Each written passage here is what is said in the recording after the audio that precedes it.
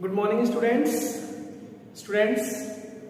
Today I am going to teach you the chapter number 7 of your English grammar book, and the name of the topic is simple past and present perfect.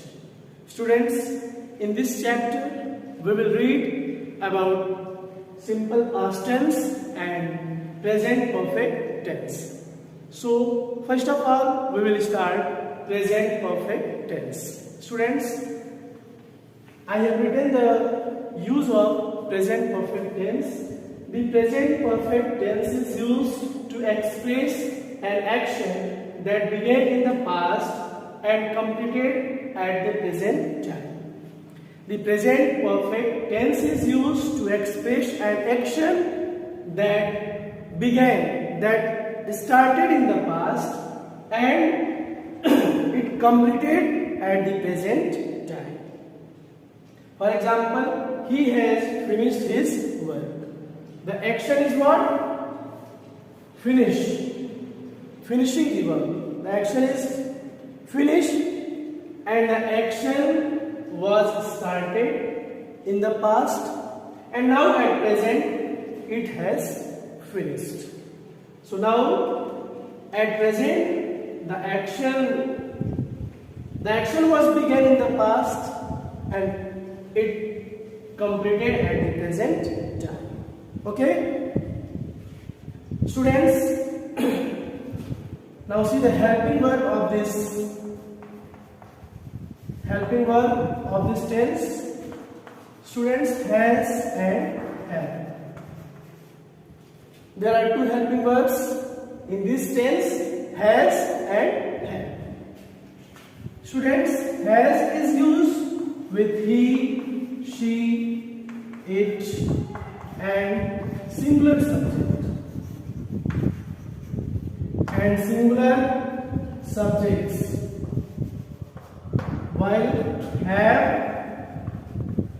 is used with I, we, you, they and plural subject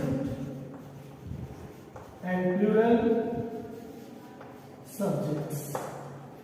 Students, has is used with he, she, it and singular subjects, and have is used with I, with pronoun I, we, you, they and plural subjects. Okay? Students, now see the verb form of this tense. Verb form. Main verb, third form. In this tense we use main verb third form. Okay? So students, now see the structure of affirmative sentence.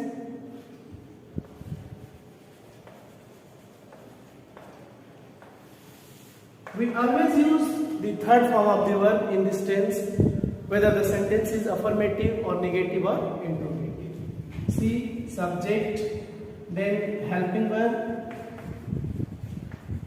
then main verb, third form, and then last object.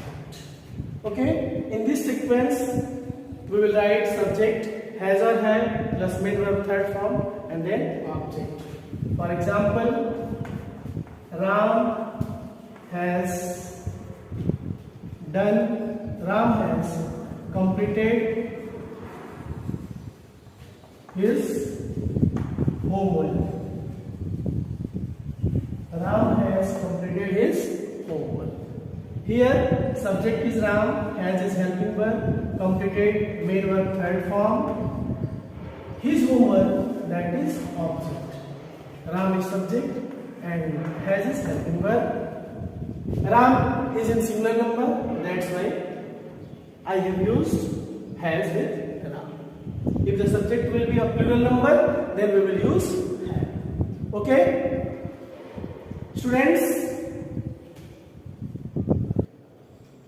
Students, now see the formation of negative sentence. Subject, then has or have, then not, then main verb third form, and at last object. Yes students, when the sentence is negative, we always write not just after the helping verb. See the example, my father has not bought a car. My father is subject, has helping verb, according to subject, not, main verb third form, buy, bought, and a car is object. Okay? Sentence. Students, now see the interrogative sentences. Students, I have told you that there are two types of interrogative sentences. First one, which we know as S-no type sentence, and second one, the sentence which starts with question, word like when, what, where, whose, whom, how much, how many, how, etc. So just see here, if the sentence will be S-no type, has or have will be written in the beginning of the sentence, then subject, then main verb third form, and at last object. Has he gone to Lucknow? And at last there will be question mark, because the question mark is very compulsory in interrogative sentence. So this example is following the first structure. Now see the second one. Question word will be placed first. So question word is where, then according to subject there will be helping verb have, then subject you, then main verb third form left, and object the is. Where have you left the is? So students, in this way you will learn all the things in this tense. You will know the sequence of affirmative, negative, and interrogative. You knew about the helping verbs, you knew about the verb form of this tense. Okay? So in this way you will do all these rules, you will write in your notebook. Okay? Students, now see some other rules. Just, already, and yet are used in present perfect tense. These words are used in present perfect tense, but its uses are different. So now see where we use just, where in which situation we use already, and where we use it. We use just when we talk about something that happened a very short time ago. Just is used when something happened a very short time ago, not too long ago, but it is used when we talk about something that happened a very short time ago. For example, he had just come. Means he did not come. He came, he had just come. He has come a very short time ago. Okay? We use already for things further in the past. Whatever we have done already, whatever we have already is used for the things which we done in the past. I have already done this. And third one, we use yet when we are expecting something to happen. When we are expecting that something will happen. Okay? I have not finished my work yet. Students, yet is used in negative and interrogative sentences. It is not used in affirmative. We use yet in negative and affirmative sentences. Okay? Students, now see the usage of since and for. We often use since and for with the present perfect to say how long something has continued. So, where we use since and where we use for, it is very compulsory to know. Students, since is used with point of time, the time which is fixed, and for is used for period of time. For example, you can see since Monday, since